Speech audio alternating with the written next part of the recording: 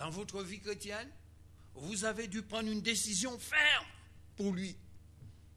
Et je crois que tout chrétien a eu un moment donné dans sa vie où Dieu les a testés pour savoir si cette personne va continuer sa marche chrétienne.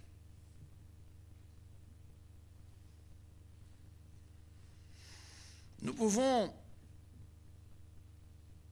quand on regarde une vie jalonnée, parsemée d'épreuves, nous pouvons citer Job. Cet homme a été testé dans sa vie.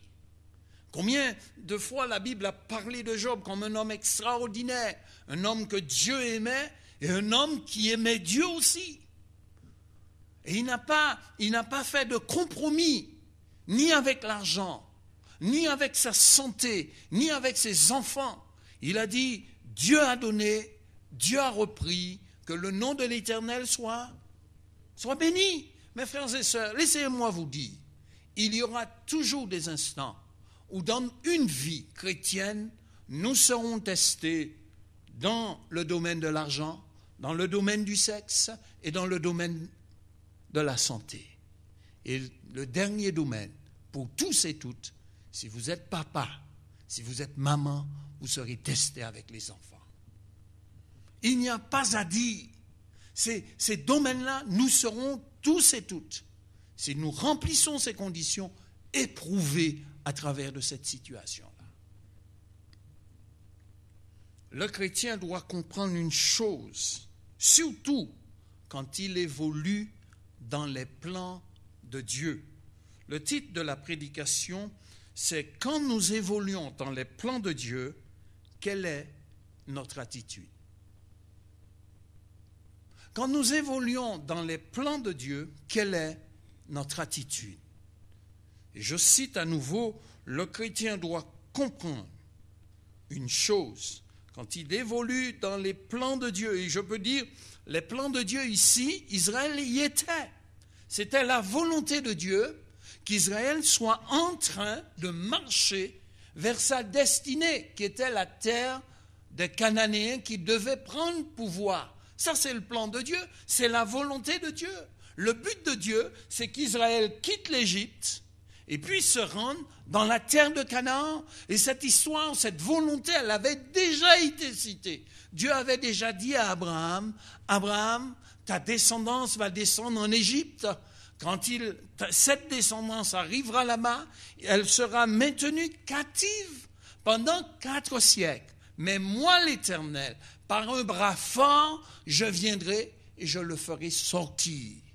Et quand je le ferai sortir, je le conduirai dans cette terre que moi, l'Éternel, je te donne. » La volonté de Dieu, c'était d'aller dans la terre de Canaan. Je veux vous poser cette question avant d'aller plus loin. Parce que vous allez vous rendre compte souvent, et surtout dans cette histoire, quand nous ne connaissons pas la volonté de Dieu pour notre vie, nous avons du mal à pouvoir comprendre que Dieu est de notre côté. Lorsqu'on connaît la volonté de Dieu pour nos vies, il n'y a pas d'histoire à avoir. On est confiant. Israël a oublié quelle était la volonté de Dieu. La volonté de Dieu, c'est d'aller dans la terre promise. Permettez-moi de faire cet intermède. Permettez-moi de dire ceci. C'est très facile pour nous de jeter la pierre aux Israélites en leur disant « Ouais, c'est un peuple, ils étaient durs, ils n'ont rien compris. » Ce n'est pas vrai. Parce que si on s'arrête un instant, et c'est là où je veux mettre un accent, je veux mettre l'accent pour qu'on puisse se mettre dans la peau de ce peuple. Ils vont vivre 4 siècles en tant qu'esclaves. 4 siècles, 400 années. Pendant ce temps-là, ils n'avaient pas d'église comme la nôtre. On ne sait pas comment ils se réunissaient. La Bible n'en parle pas. Et un jour, Moïse se pointe en disant « Je suis l'envoyé de l'Éternel, je suis le messager du je suis, il m'a envoyé pour vous libérer, on retourne vers la terre promise. » Mais qu'est-ce qu'elle est? Qu'est-elle? La seule chose que ce peuple connaissait, c'était l'Égypte. ils n'avaient jamais été dans la terre de Canaan. C'était que les pères qui en parlaient. Et aujourd'hui, Moïse est en train de les faire cheminer vers cette destinée-là, mais ils n'étaient pas capables de l'appréhender. Moïse aussi n'avait jamais été. On pourrait le dire ainsi. Et tout d'un coup, on va voir ce peuple développer des attitudes bizarres, des comportements bizarres. Ils savaient là où ils allaient, mais ils n'avaient pas encore appréhendé cette destinée-là. Je veux le dire pour nous, chacun de nous. Nous connaissons notre finalité. Jésus a dit, Père, mon seul souhait, c'est que ce que tu m'as donné puisse être avec moi dans le lieu. Nous comprenons ça, mais nous n'avons pas encore appréhendé. Nous n'avons pas encore ingurgité. Nous n'avons pas encore saisi la portée de cette réalité-là.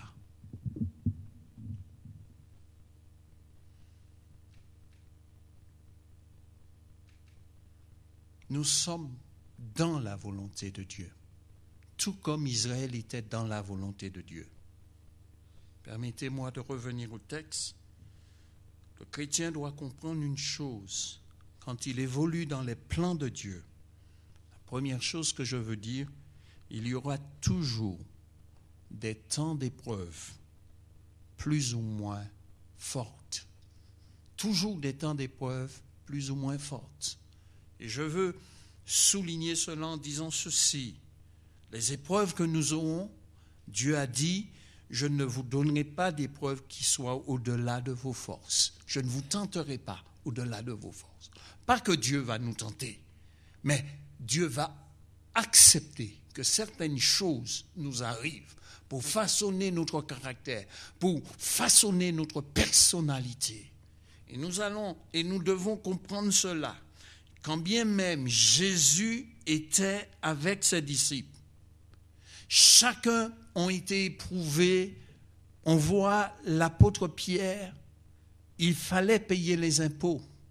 Et pour lui, et pour Jésus. Il y avait cette épreuve-là. C'en était une. On a tout abandonné pour te suivre, Jésus. Jésus va lui dire, va pêcher un poisson, et dans sa gueule, tu trouveras un stataire, et tu iras payer l'impôt pour moi et pour toi. Vous allez vous rendre compte que, quand bien même ils étaient avec Jésus, ils n'avaient pas toujours la nourriture.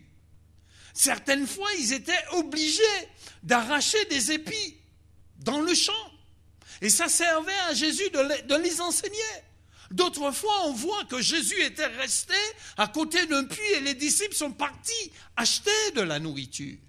Mes amis, je veux vous dire ce soir, sérieusement, il y aura toujours des temps d'épreuves plus ou moins fortes en fonction de notre capacité, c'est-à-dire en fonction du développement de notre foi, de notre croissance, on va dire, de notre taille.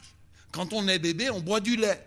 Mais quand on devient un petit gamin, on marche, on commence à courir, eh bien, c'est pas du lait qu'on boit, on mange du pain, on mange des légumes, on prend des céréales. Et quand on devient grand, on mange de la pomme de terre et du poisson, et puis tout ce que vous voulez d'autre. Au début, tout peut paraître facile.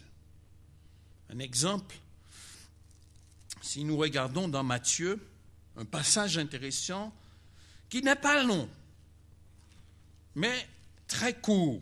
Matthieu chapitre 14. Regardez avec moi. Et vous allez comprendre ce que je veux dire. Au début, tout peut paraître facile. Toujours quand on commence à marcher, c'est facile. Vous comprenez ça? C'est facile d'évoluer avec Dieu. Il n'y a pas de souci. On peut surmonter les épreuves, ça va. C'est facile. Je tiens à lire cette histoire avec vous. Matthieu chapitre 14 et le verset